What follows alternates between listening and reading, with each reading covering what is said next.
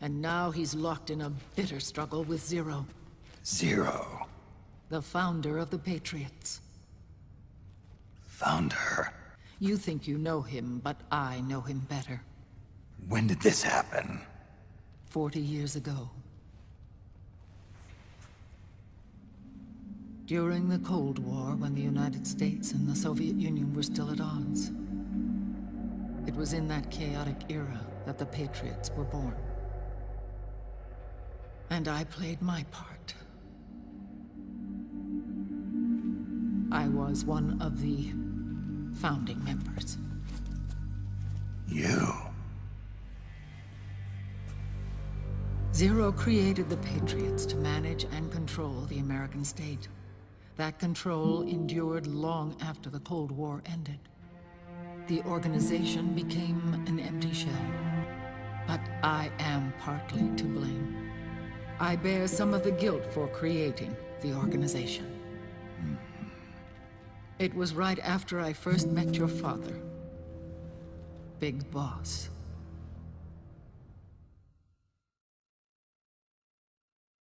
Back in 1964, I was ordered to take part in a CIA op called Operation Snake Eater, which concerned a new weapon the Soviets were developing at the time. My mission was to support a certain agent. That agent later became Big Boss, but I knew him as Snake. Snake? Yes, Naked Snake. That was his code name at the time. A name he would give to you, his son. After years on the run, I ended up in Hanoi.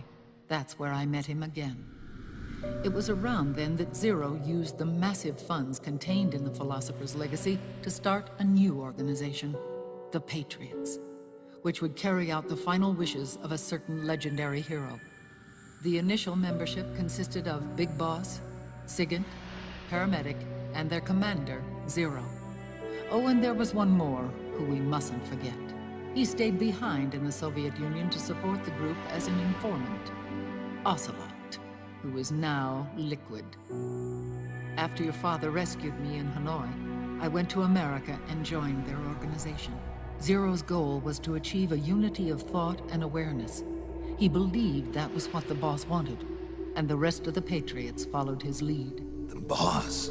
The boss was a legendary hero from the Second World War, known as the Mother of Special Forces. She had an almost overwhelming charisma about her. If she had survived, the world of the 21st century might have been a very different place. We were all influenced by the boss's will. It was what drove us to create this organization, to be closer to that spirit. Zero decided that in order to lead the people, we needed a special kind of icon.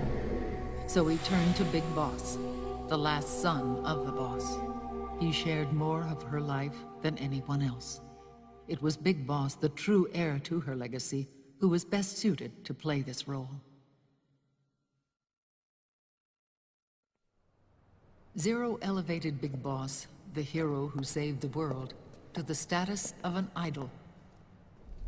The truth behind Big Boss became riddled with exaggeration, misrepresentation, and outright lies.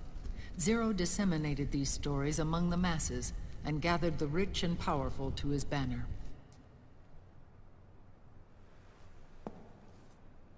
Every era needs its symbols to control the people, whether it be the stars and stripes,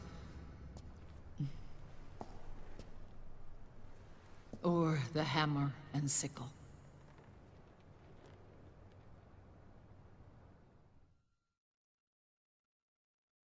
As the times and currents of politics changed, so too did Zero.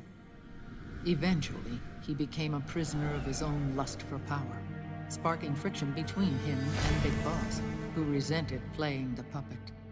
With Big Boss drifting away, Zero realized he would need insurance. Something that would perpetuate the existence of Big Boss, their organization's icon.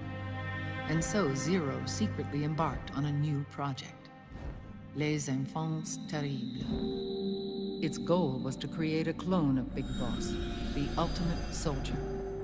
The project was led by Dr. Clark, known at the time as Paramedic. After dozens of failures, they finally miraculously, succeeded in producing a fertilized egg. But Les Enfants Terribles proved to be the final straw for Zero and Big Boss. Determined to oppose Zero and his plans, Big Boss broke away from the Patriots. He left the States, created his own mercenary company, and drifted around the world. I'm sorry. Human life isn't meant to be manipulated like that. I knew that.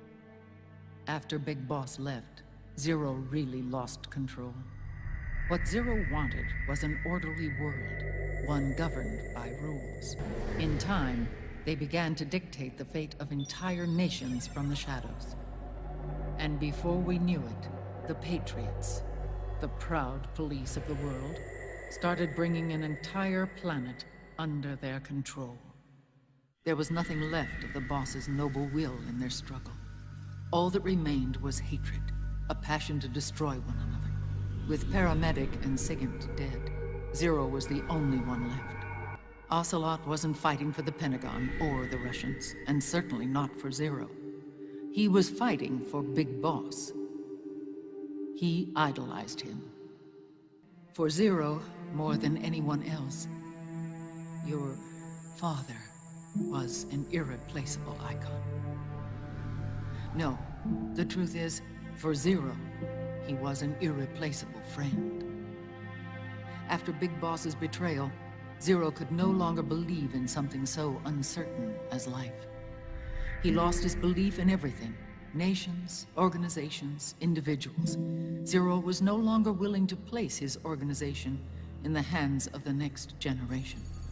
Instead, he set up a network of AIs, a decision-making system formed from all the information he had accumulated.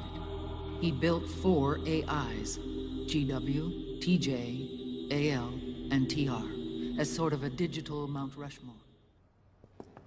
Their intentions were fair, but their execution was flawed. Zero developed weapons, amassed armies, used information for extortion, all in order to gain more wealth. He was obsessed with controlling awareness on the inside from the outside. But I cannot imagine that's what the boss would have wanted. They both misinterpreted her will.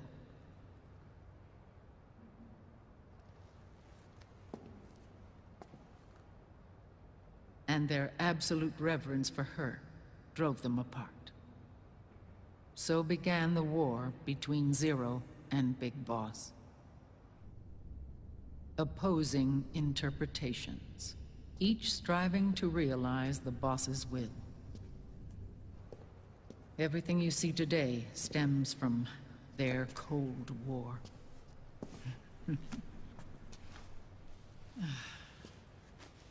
Differences in race, in religion, in ideology. This war they've caused is no different from any other human error in history. It all started with a tiny fork in the path and grew into a great rift.